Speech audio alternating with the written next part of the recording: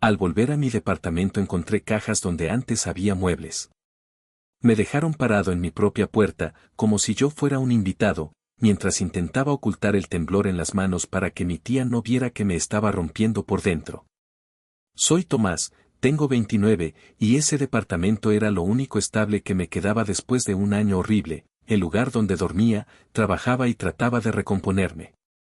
Lo que me hicieron fue simple y brutal, vaciaron mi casa sin avisarme y lo llamaron un reorden, como si mi vida fuera una caja que alguien puede mover de estante. Y lo que podía perder era todo: techo, recuerdos, tranquilidad, incluso mi nombre en la puerta. Volví un martes a las 6:30, con el olor a lluvia todavía pegado en la campera y una bolsa con pan y jamón porque no había tenido tiempo de comer en todo el día. Subí los 4 pisos por escalera porque el ascensor estaba otra vez con ese cartel de en reparación que parecía permanente. Ya desde el pasillo sentí algo raro, no era silencio, era como eco. Mi llave giró normal, pero al empujar la puerta no escuché el típico crujido del piso. Escuché un golpe seco, como cartón contra cartón. Encendí la luz y me quedé quieto. Donde antes estaba el sillón gris, ahora había 3 cajas grandes apiladas, marcadas con fibrón, cocina, libros, varios. Mi mesa ratona estaba desaparecida. La alfombra enrollada contra la pared. Las plantas que siempre se inclinaban hacia la ventana no estaban. Y el mueble del televisor, el que me costó 2 sábados armar, no existía. En su lugar, una línea limpia de polvo, como la marca de una ausencia. El corazón me golpeó en la garganta y lo primero que pensé, sin lógica, fue: me equivoqué de departamento. Pero ahí estaba mi percha con mi gorra y mi zapato viejo al lado del felpudo. Era mi casa, solo que alguien la había borrado por dentro. ¿Hola?, dije, como si alguien pudiera contestar desde una caja. Avancé despacio, cuidando de no patear nada. En la cocina, los platos estaban en una caja abierta, envueltos en papel de diario. El olor a café viejo seguía, pero como si viniera de otra vida. En mi habitación, el placard estaba abierto y mis remeras dobladas en bolsas. En la pared, el espacio vacío donde colgaba una foto enmarcada.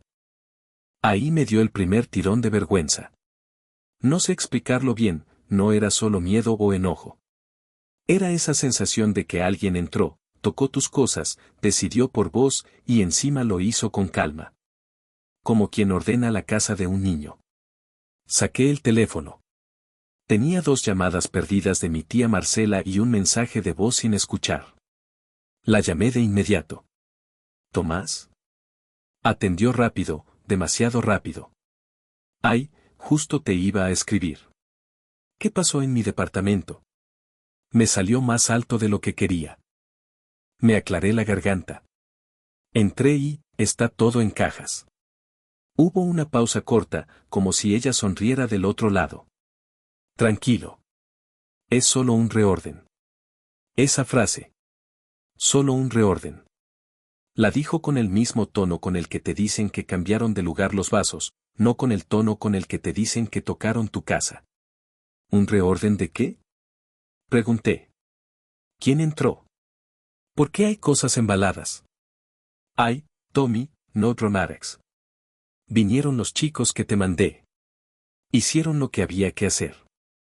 Estaba todo desprolijo. Y pensé que te iba a ayudar. Me quedé mirando mi sala convertida en depósito. Sentí calor en la cara. Los chicos que te mandé. Como si yo le hubiera pedido una cuadrilla. ¿Con qué llave entraron?, pregunté, y mi voz salió más baja, peligrosa. Con la copia, dijo, como si fuera obvio. La que me dejaste por si pasaba algo. Yo no le había dejado una copia por si pasaba algo. Años atrás, cuando mi mamá todavía estaba viva, Marcela había tenido una copia por seguridad. Después todo se mezcló: papeles, llaves, decisiones.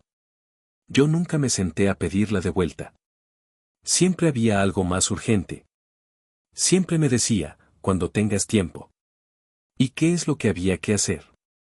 Insistí. Orden, Tomás. Ordenar. Además, bajó la voz: mejor así, con cajas, por si hay que mover algunas cosas. Es temporal. ¿Mover a dónde? Otra pausa. Y ahí, en esa pausa, sentí que había algo escondido.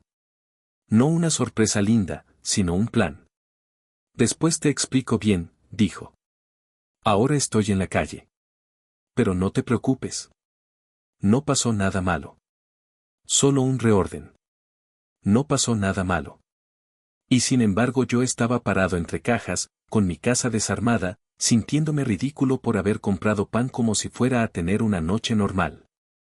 Colgué sin despedirme. Me quedé quieto un segundo, escuchando el zumbido de la heladera. Después empecé a abrir cajas con desesperación, como si buscara una prueba de que todavía era mi vida y no un escenario armado. En la caja de libros estaban mis cuadernos del trabajo, mezclados con novelas y carpetas. En varios había cables, un cargador viejo, una taza con una rajadura y mi álbum de fotos, con la tapa apenas doblada. Ese detalle me dolió más que el sillón desaparecido. No era orden. Era mano ajena. Fui directo al cajón del escritorio, el único lugar donde guardaba cosas que no quería que nadie tocara, documentos, recibos, una carpeta azul con papeles importantes. El cajón estaba entreabierto, como si alguien lo hubiera cerrado a las apuradas. La carpeta azul no estaba. Sentí un vacío frío en el estómago. Metí la mano, revolví. Había sobresueltos, un par de facturas, un marcador, y entonces vi un papel doblado en 4, sin sobre, como dejado a propósito. Encima, una llave diferente a las mías, más larga, con una cabeza cuadrada y un pequeño número grabado. Desdoblé el papel con los dedos torpes. Era un contrato. No entendí todo de una, pero vi palabras que no tendrían que estar en mi cajón: compraventa, unidad funcional, precio, firmantes. Y vi un nombre. No el mío. Leí de nuevo, pegando la vista al papel como si mi cerebro estuviera fallando. El departamento donde yo estaba parado, el que yo limpiaba los domingos, el que yo pagaba con mi sueldo, figuraba con otro propietario. Y no era un error de tipeo, el documento estaba prolijo, con membrete, y abajo había firmas. Sentí la humillación como un golpe lento. No era solo que alguien me había movido los muebles. Era que alguien había movido mi lugar en el mundo. Como si mi existencia en ese departamento fuera una nota al margen que se puede borrar con virome. Volví a agarrar el teléfono y me temblaban tanto las manos que tuve que apoyarlo en el borde del escritorio para marcar. Pero antes de llamar, miré la llave otra vez. No era la llave de mi puerta. Era de otra cerradura. Tal vez de un depósito, tal vez de una oficina, o tal vez de algo que yo ni sabía que existía. Y mientras el tono de llamada sonaba, con el contrato abierto sobre mis piernas, me di cuenta de algo peor que el miedo: Marcela no había entrado a ordenar. Había entrado a preparar el terreno. Suscríbete al canal y dale like a este video para seguir descubriendo historias inspiradas en conflictos reales sobre familias, herencias, dinero y secretos de los que ya no es posible callar. Tu apoyo mantiene esta voz viva. Antes de todo esto, mi vida era bastante simple, casi aburrida. Tengo 29 años, trabajo como diseñador gráfico freelance y, desde hace 2 años, ese departamento era mi base para todo.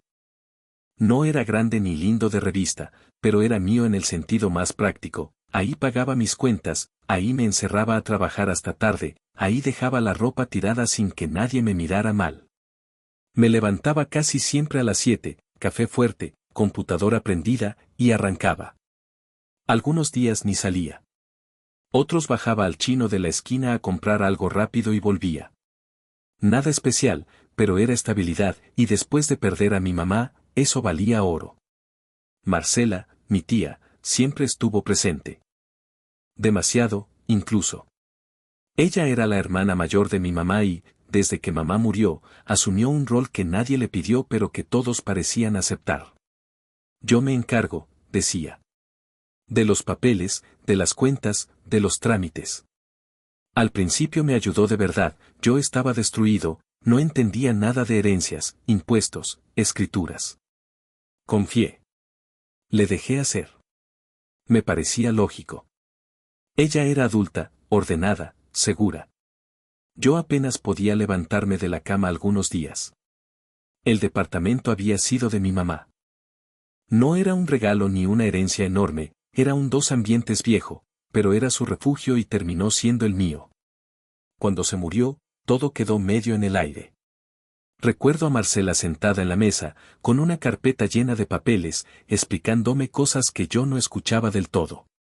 Después vemos lo de la escritura, me dijo en ese momento. Ahora ocúpate de estar bien. Y yo acepté. Porque no tenía fuerzas para discutir nada.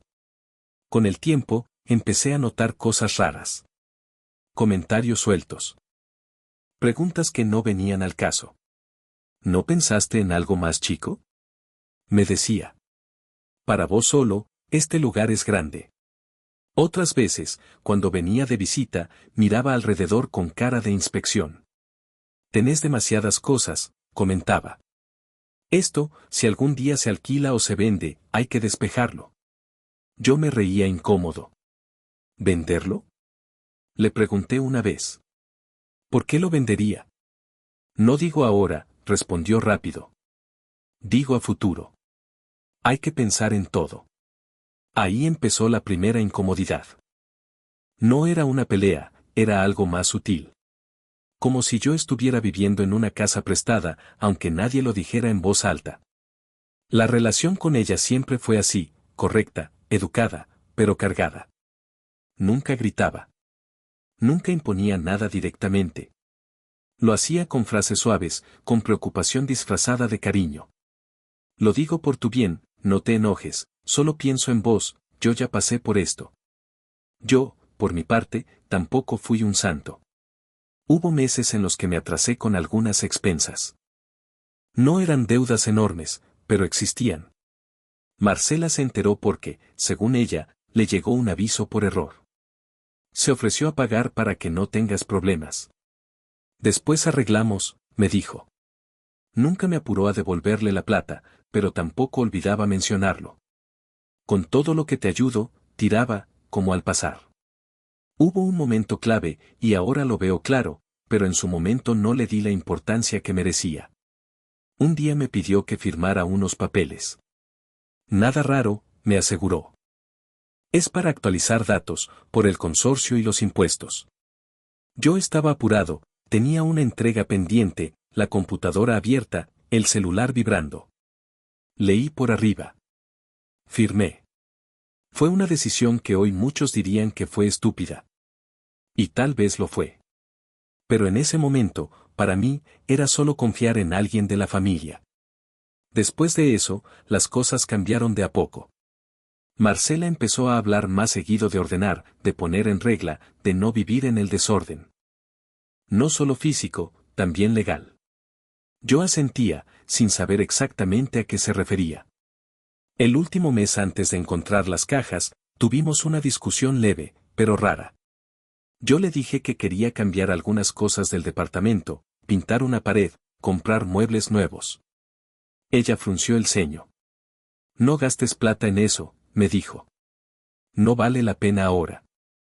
Es mi casa, respondí, medio en broma, medio en serio. Ella me miró fijo. Eso después lo vemos. Esa frase me quedó dando vueltas, pero la dejé pasar. Siempre hacía eso, dejar pasar. Pensaba que exageraba, que estaba sensible, que veía problemas donde no los había. Y ahí viene la parte que sé que muchos van a juzgar. 2 semanas antes de todo, decidí irme unos días a lo de un amigo. Necesitaba despejar la cabeza, cambiar de aire. No avisé mucho, solo le mandé un mensaje a Marcela diciendo que no iba a estar en el departamento por unos días, por si necesitaba algo. Hoy entiendo que ese mensaje fue una invitación. Yo lo vi como un gesto normal.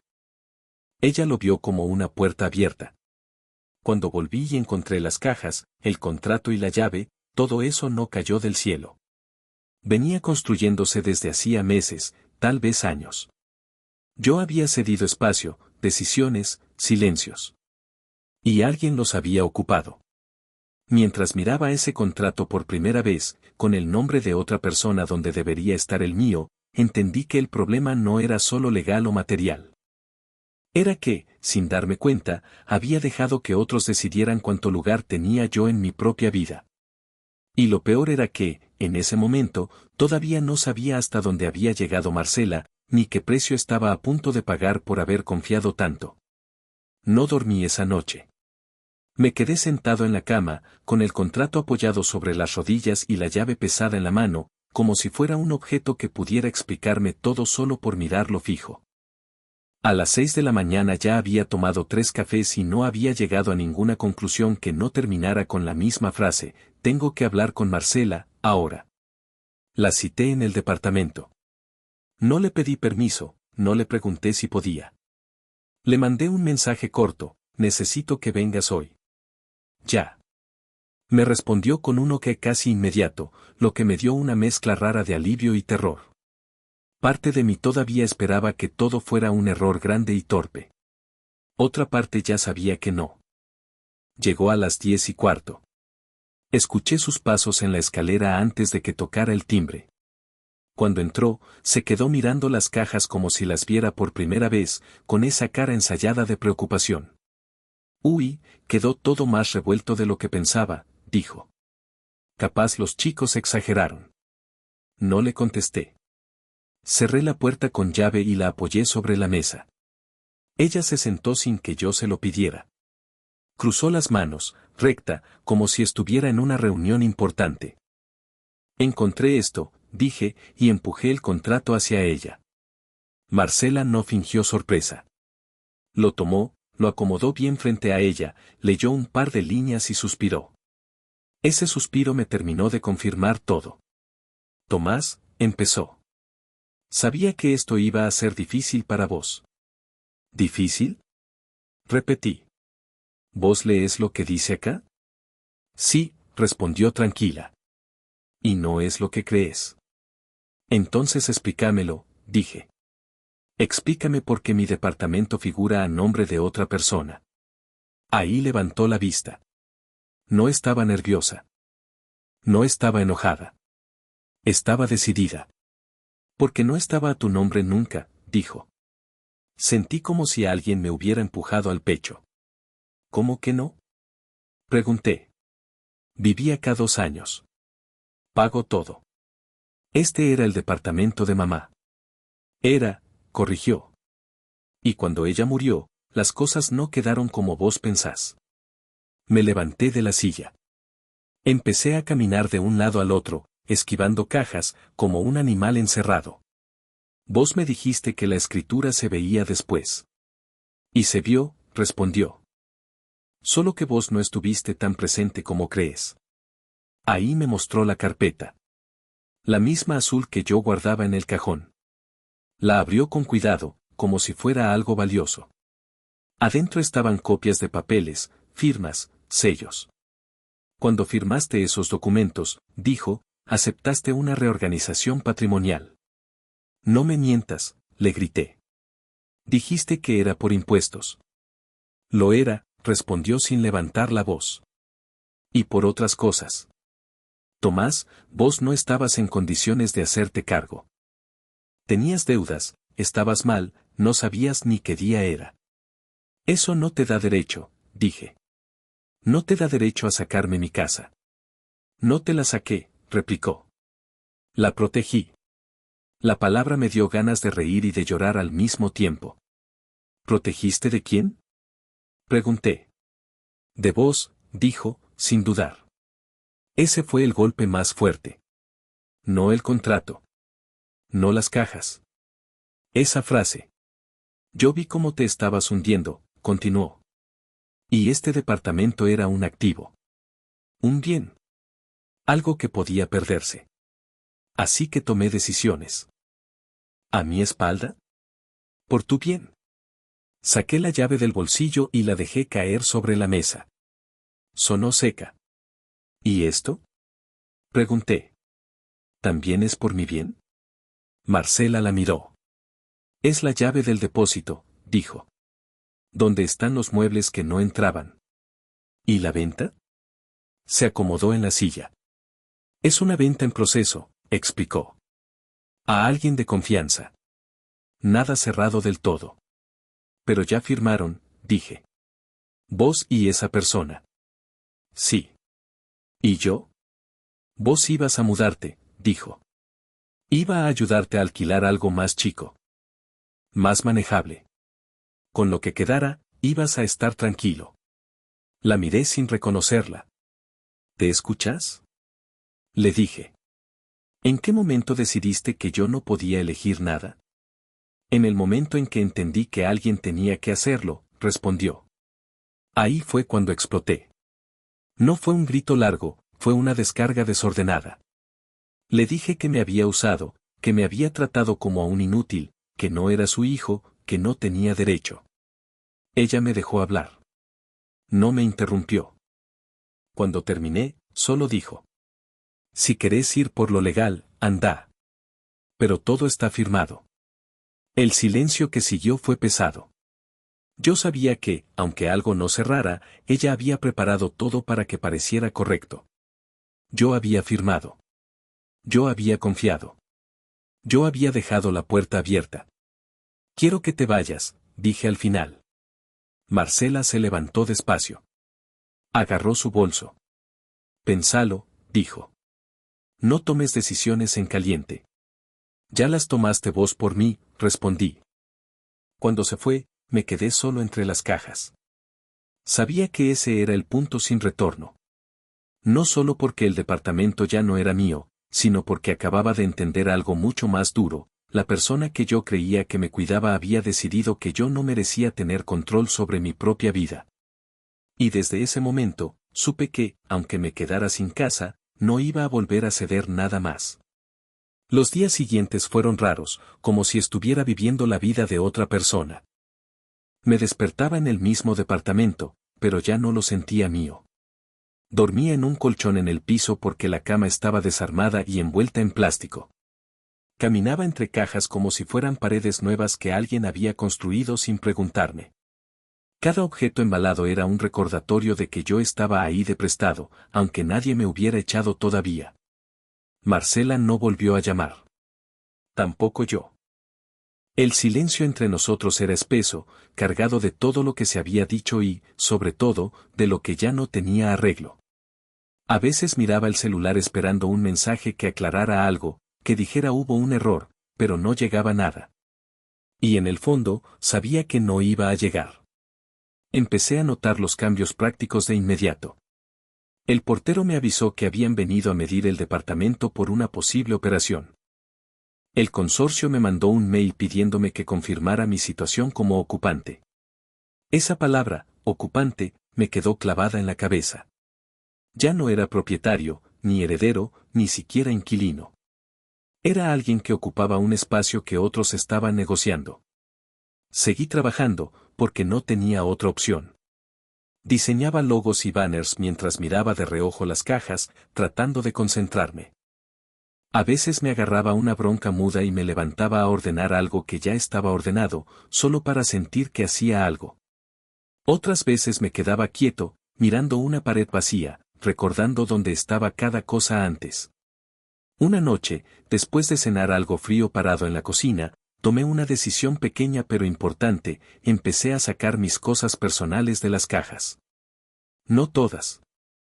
Solo las que eran realmente mías. Ropa, cuadernos, la computadora, el álbum de fotos. Las separé. Las puse en una valija grande y 2 mochilas. Era un gesto simple, pero me devolvió un poco de control. Como decir, esto sí es mío, pase lo que pase. También empecé a averiguar. No fui directo a un abogado grande ni armé un escándalo. Empecé preguntando, leyendo, entendiendo. Descubrí cosas que me dieron bronca y otras que me dieron miedo. Que una firma apurada podía valer mucho. Que reorganización patrimonial podía significar casi cualquier cosa si estaba bien redactada. Que no todo era tan blanco o negro como yo quería creer. Hubo momentos en los que dudé de mí mismo. Pensé, tal vez Marcela tenía razón. Tal vez yo no estaba listo. Tal vez necesitaba que alguien decidiera por mí.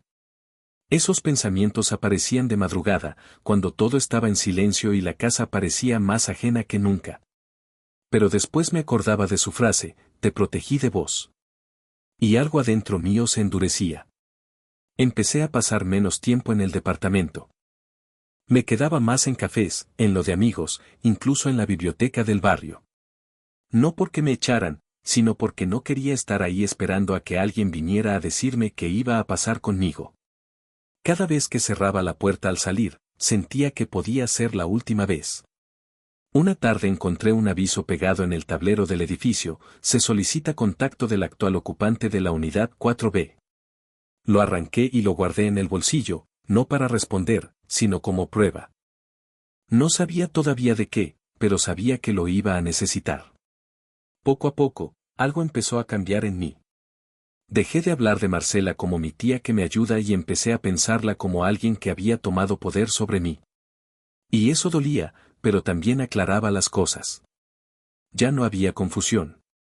Había un conflicto. Una noche, mientras revisaba por 10ª vez el contrato, noté algo que antes se me había pasado. Una referencia cruzada, una cláusula que mencionaba un anexo. Un anexo que yo no había visto. No estaba en la carpeta azul. No estaba en mis cajas. No estaba en ningún lado. Y ahí entendí que la historia no estaba cerrada. Que Marcela había preparado casi todo, pero no todo. Que todavía había piezas que no encajaban del todo. Apoyé el contrato sobre la mesa, al lado de la valija ya armada, y respiré hondo. Por primera vez desde que encontré las cajas, no me sentí paralizado. No sabía cómo iba a terminar esto, ni dónde iba a vivir, ni cuánto iba a perder. Pero si sabía algo, ya no iba a quedarme quieto esperando que otros decidieran por mí. Y esa certeza, aunque pequeña, fue el primer paso para dejar de ser solo el ocupante de mi propia vida. El anexo apareció donde menos lo esperaba, en el depósito. La llave no era simbólica ni misteriosa, era práctica. Me llevó 2 días decidirme a usarla. No porque tuviera miedo de lo que iba a encontrar, sino porque una parte de mí todavía se resistía a aceptar que mi propia tía había construido toda una realidad paralela sin incluirme. Pero una mañana, cansado de dar vueltas, bajé al subsuelo del edificio de al lado, donde Marcela tenía alquilado un depósito por si hacía falta. La cerradura encajó perfecta. Adentro estaban mis muebles, sí, pero también había una caja diferente. No tenía rótulo. Estaba cerrada con cinta vieja, de esa que amarillea. La abrí sentado en el piso, sin apuro. Dentro había papeles, carpetas, sobres. Y al fondo, el anexo. Era un documento simple, pero demoledor. Ahí estaba todo explicado con claridad quirúrgica. La venta del departamento figuraba a nombre de una sociedad que Marcela había creado meses antes. No de ella directamente. Y el contrato que yo había encontrado en mi cajón era solo una parte del movimiento. El anexo detallaba que la operación quedaba condicionada a la desocupación voluntaria del inmueble y que, en caso de conflicto, debía notificarse al ocupante con un plazo específico. Yo nunca había sido notificado. Eso cambiaba todo. No me sentí eufórico. No grité ni sonreí. Sentí alivio. Como cuando por fin entendés que no estabas loco, que algo no cerraba porque efectivamente no cerraba. Esa noche dormí mejor que en semanas. Con esa carpeta bajo el brazo, fui a ver a un abogado. No uno recomendado por Marcela, no uno de confianza, sino uno que no me conocía de nada. Le conté todo desde el principio. Me escuchó sin interrumpir. Cuando terminó de leer el anexo, levantó la vista y dijo algo simple. Esto no está cerrado.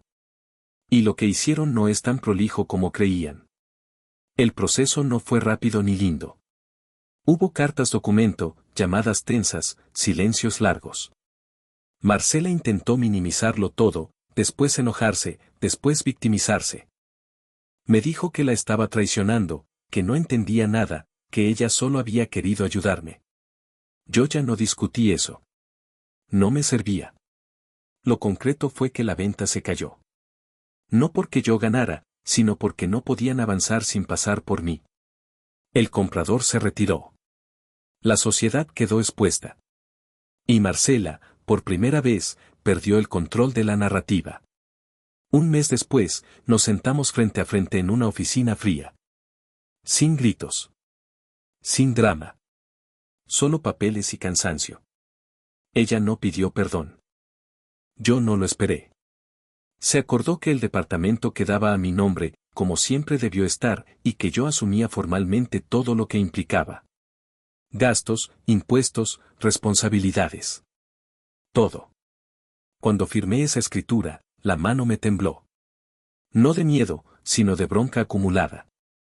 Pensé en mi mamá, en lo que hubiera dicho si veía en que se había convertido todo. Pensé en mí, firmando cosas sin leer, confiando por cansancio. Volví al departamento semanas después, cuando ya no había cajas. Armé los muebles de nuevo, despacio. No puse todo como antes. Cambié cosas. Pinté la pared que Marcela decía que no valía la pena. No para llevarle la contra, sino porque ahora podía decidirlo yo. Marcela y yo no volvimos a ser lo que éramos. Nos vemos poco. Hablamos de cosas superficiales. No hay peleas, pero tampoco confianza. A veces me pregunto si hice lo correcto, si había otra forma menos dura de resolverlo. Tal vez sí. Tal vez no. Lo que sé es que, si no hubiera hecho nada, hoy estaría viviendo en un lugar más chico, convencido de que era lo mejor, sin saber que me habían corrido de mi propia vida sin decirme. La frase solo un reorden ya no me provoca miedo. Me provoca claridad. Porque ahora sé que no era un reorden de muebles.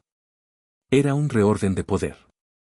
Y aunque todavía cargo con dudas, con errores y con cicatrices familiares que no se cierran fácil, hay algo que no negocio más: nadie vuelve a decidir por mí en silencio. Suscríbete al canal para más historias reales sobre familias, herencias y secretos.